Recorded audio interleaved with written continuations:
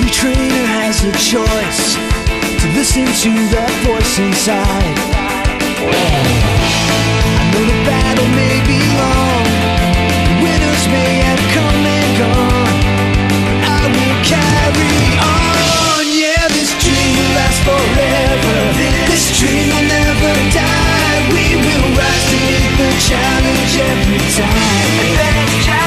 Yeah, this dream keeps us together. And I know that you and I will be the best that the world's ever seen. Because we always will follow this dream. Hey guys, welcome to my review for JoJo's Bizarre Adventure Part 5, Vento Aureo. Now, this is a shonen battle manga series that was of course written and illustrated by Hirohiko Araki, and it ran in Weekly Shonen Jump from 1995 to 1999. Now, as per usual with my JoJo reviews, in order to talk about the story, there are going to be some spoilers for the previous part, so if you are not caught up to at least part 4 of JoJo, then I wouldn't recommend watching this video. I won't be spoiling anything major from part 5 though, so say if you've only seen the anime, then you're good. So the series picks up in 2001, 2 years after Diamond is Unbreakable, with my boy Koichi arriving in Naples, Italy. He was sent there by Jotaro Kujo to locate a certain individual who goes by Giorno Giovanna, our 5th JoJo and the main protagonist for this series. So why is Jotaro looking for this individual? Well, as it turns out, Giorno is actually the son of Dio Brando. That's right, this crazy motherfucker, when he was in Egypt, he had some fun. He took advantage of that sexy Jonathan body. So while Giorno is the son of Dio, he is actually part of the Joestar bloodline, so he has of course developed his own stand, Gold Experience. And I mean, if you thought Star Platinum was crazy, if you thought Killer Queen was crazy, like, holy shit, Gold Experience. Gold Experience's ability is to create life. He can make any inanimate object alive. He's like, oh, this Coke bottle, yeah, I'll just turn it into a bird, it'll fly away. No big deal. He can even create body parts. Say you're missing an arm, no problem, have some Gold Experience, create a bunch of cells, turn it into a new arm. Now, I was a little disappointed at first because Koichi and Jotaro, while they're present in the beginning of the series, really their only purpose was to introduce us to this new JoJo. They just wanted to check up on Giorno, see if he was a threat, and once they realized that he isn't, because he's a pretty decent dude, Koichi pieces on back to Japan and we never see him again. So after the series introduces us to Giorno, he starts to have a few altercations with the local mafia, the gang known as Passione. And, he has a problem with this gang because they sell drugs to minors, which is absolutely unforgivable, okay? This is all the motivation he needs to want to infiltrate their gang, work his way up the ranks, murder the boss, and take it over for himself.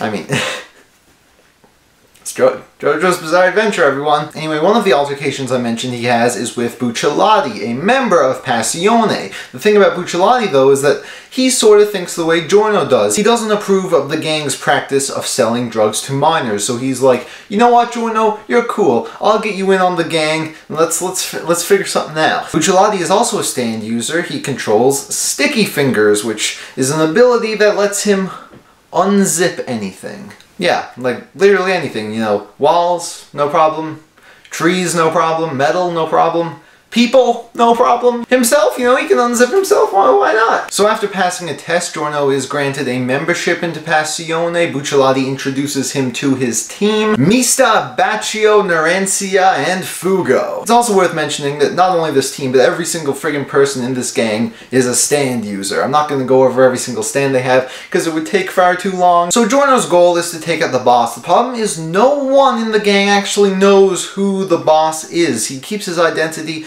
very secret. But luckily an opportunity arises for Giorno and Bucciolati's team as the boss actually contacts him because he has a mission for them. Their mission is to protect his daughter while at the same time delivering her to him. And this will be a journey that takes them all across the magical land of Italy. But wait, why does his daughter need an escort? What's going on? Well, as it turns out, a bunch of people from Passione broke off, they went rogue, and now they are after the boss's identity as well. And you know how things go in JoJo. These guys are going to make sure that their trip isn't so easy. Now, the story is a lot more complicated than this. There are a lot of twists and turns, crazy things happen. It's actually really unpredictable. Despite the plot seeming simple at first, it branches off and it gets pretty crazy. And I have to say, reading Vento Aureo was quite the experience.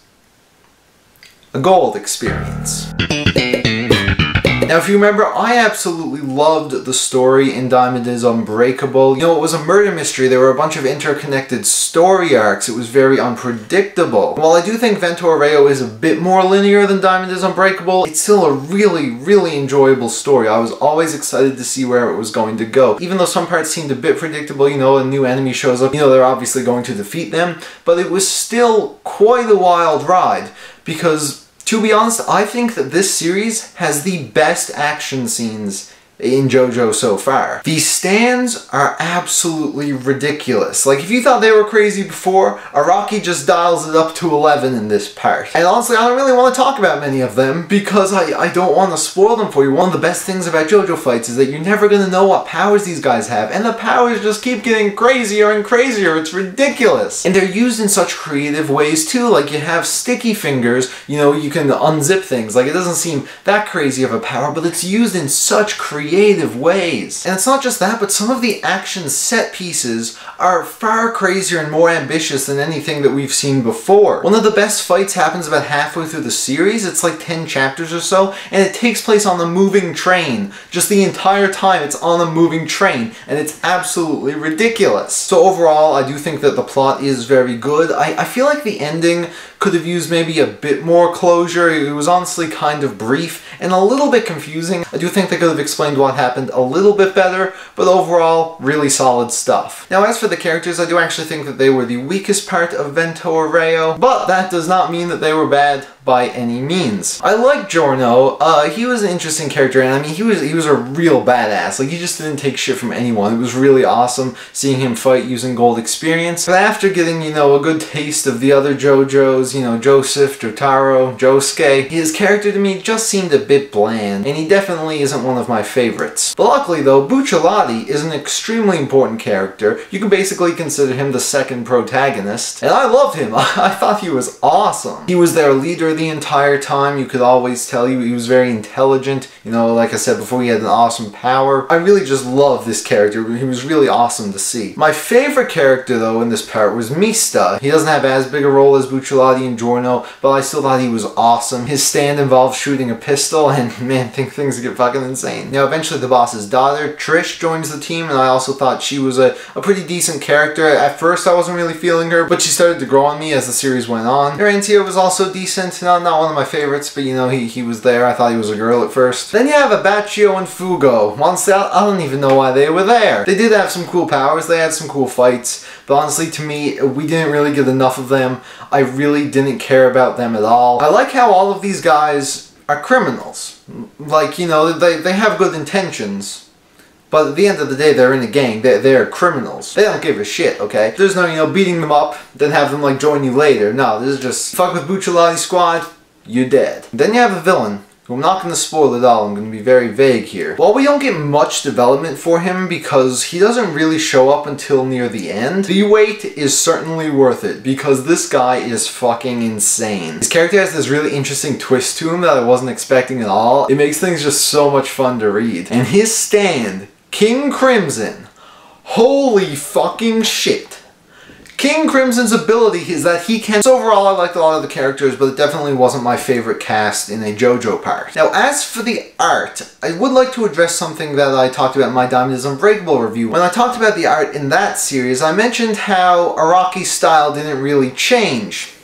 I really should have been paying more attention there because his style actually changes quite a bit. It's just that when you're reading through the series, you don't really notice how much the style changes until you go back. And it's worth noting that now at part 5, the style for JoJo is extremely different than how it was when it first started off. Before, it was all these giant, buff, muscular men beating the shit out of each other. I mean, now we got like, what, fucking Noodle? What the fuck is this? So yeah, now in part 5, he's pretty much done away with all that manly men stuff, and he's definitely embraced more like leaner, slim, flexible character designs. And I do think it works well. I think sometimes it can be a little bit weird. They don't really look like they should for some reason. But overall, Araki is still one of the best artists in the industry. I'll always stand by when I say JoJo has to have some of the best art for a weekly series ever. Like, I have no idea how he can get all of this shit done in 1 week. And I really can't wait to get into the newer parts because I know it goes monthly then. I mean, the art just must be fucking ridiculous. Yeah, aside from the style change, not much is different. Still a very exciting read. The art really pops. Reading it in color is an absolute joy. Now, where I was reading it, the full thing wasn't in color. I don't know if you can get it in full color anywhere else, but I did get to read a bit of it in color and it looked amazing. It's also very gory. I mean, JoJo has always been a bit of a gory series, but this part in particular,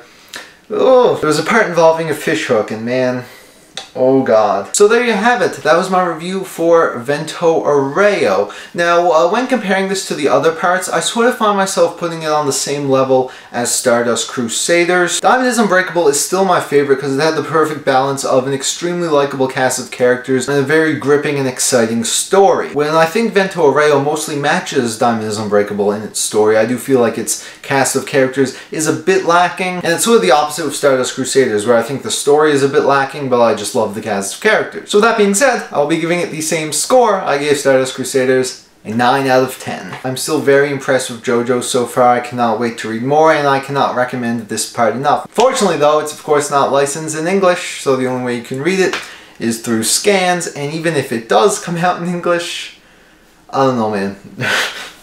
Just fucking... It's been 84 years. There's always hope for an anime adaptation though, but unfortunately, it has now been 280 plus days since Diamond is Unbreakable anime ended. Vento Aureo is still not confirmed. Part 5 never. So with that, thank you all so much for watching. You can leave your thoughts on this review in the comments down below, and I will see you all soon for my full series review of Manga. Now, before we go, it is worth mentioning that I have been doing this pattern for my JoJo reviews. I've been doing a JoJo review, 2 other series, then a JoJo review. I'm actually going to be doing a few more in between this and Stone Ocean, just because there are a lot of smaller series I want to review, but I will definitely be getting around to Part 6 Stone Ocean by the end of the year.